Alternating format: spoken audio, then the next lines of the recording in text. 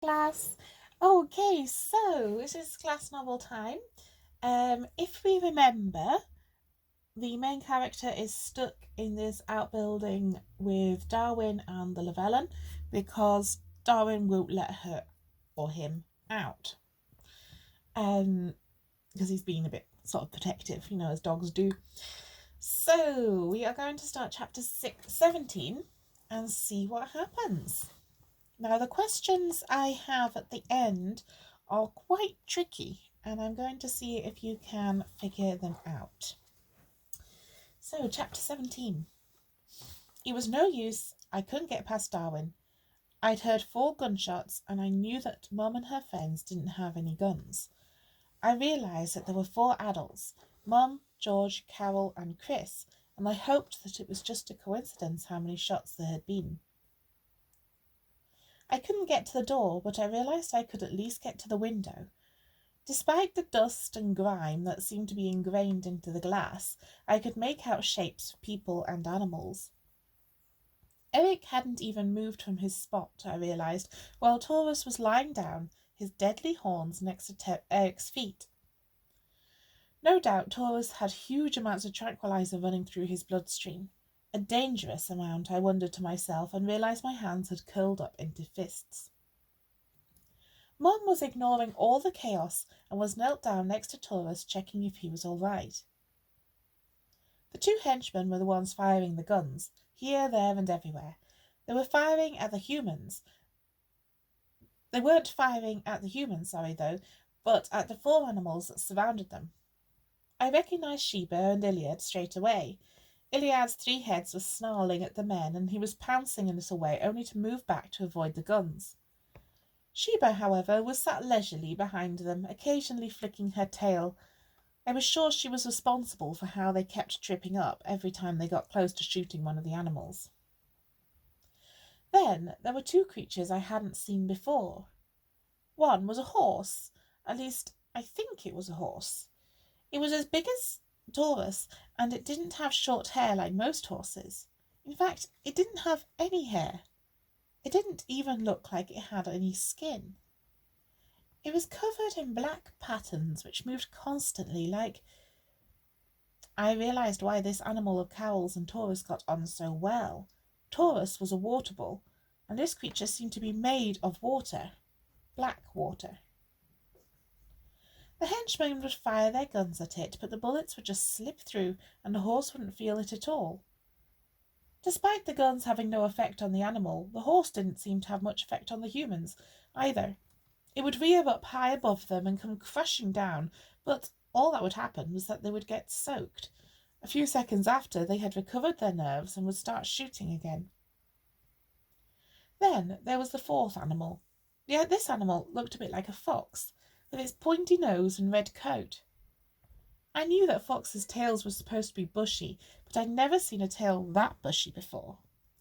It took me a few moments of peering through the dusty window to realise that it didn't just have one tail. I counted. 1, 2, 3. In total, it had 9 tails, which swished about in unison. Every time all 9 tails touched the ground, they would send sparks flying, and the fox was aiming these at the henchman's and Eric's face.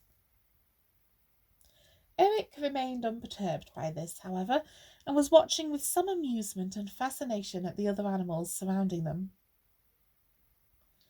I looked back at Darwin and the Lavellan, who I had placed down on the floor in the carrier. Eric must be feeling immensely pleased with himself, I thought. He'd stolen Darwin, and in return had been gifted 6 other animals. I had to stop him from keeping them. Darwin, come here, I said gently. The dog plodded towards me, the end of the chain rattling against the concrete floor. I spared a moment to wonder if I was doing the right thing, or if what I was planning would hurt me and Mum just as much as Eric. I glanced at the Lavellan, who stared back. I felt he knew what I was planning. When Darwin came over to me, I knelt in front of him and inspected his muzzle. The chain had been too tight, and I could see bits of blood on his nose. I took a deep breath and began unravelling the cruel object.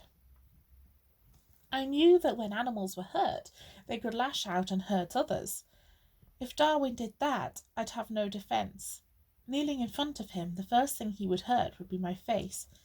But this needed doing. I twisted the end of the chain off, and Darwin's black eyes watched me the whole time, patient and trusting. The expression tugged at my guilt, and I looked away, concentrating on the difficult twists and turns in the chain. Eventually, the chain clattered to the ground, and Darwin was completely free. He licked my nose as a thank you. Darwin, I whispered, we'll have to go out there. Eric's not bothered by the other animals. I didn't know if Darwin understood, but he didn't stop me walking to the door and twisting the handle. The noises came to me a lot louder with the door open. It was chaos. The henchman was still being tormented by the animals. Mum was still kneeling next to Taurus, but now she was holding a clear bag above a long tube that was feeding something into Taurus's bloodstream. Eric watched all this as though he was the champion in this fight, and his reward was to watch everyone else working hard. George and Carol had gone over to kneel next to Mum and were helping her administer whatever medicine she was using. I held the Lavellan's carrier to me, knowing that if the plan was to work, we would need the Lavellan just as much as Darwin. I watched Eric's face change as he saw the couchee, and I admit I enjoyed watching how he took half a step back from us. I gulped, and then said, in a quiet voice so Darwin could choose to ignore me if he wanted, "Okay, Darwin, you need to bark." I looked anxiously at Mum as Darwin gave his first echoing bark. Okay, so question time. That is the chapter for today. Question number 1.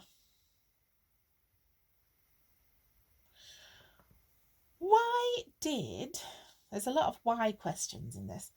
Why did the main character enjoy watching Eric take half a step backwards? He says, I watched Eric's face change as he saw the couchee, and I admit I enjoyed watching how he took half a step back from us. Why did the main character enjoy seeing that? Okay, the next question. Why, another why question, why is the main character anxious about Darwin barking? So it says, I looked anxiously at Mum as Darwin gave his first echoing bark. Why is he or she anxious about about Darwin barking? And the last question. What do you think the Lavellan's job will be? So it says, I held the Lavellan's carrier to me, knowing that if the plan was to work, we would need the Lavellan just as much as Darwin. So what do you think the Lavellan's job is going to be in all of this? What do you think he or she has to do? I think it's a he. What do you think he has to do?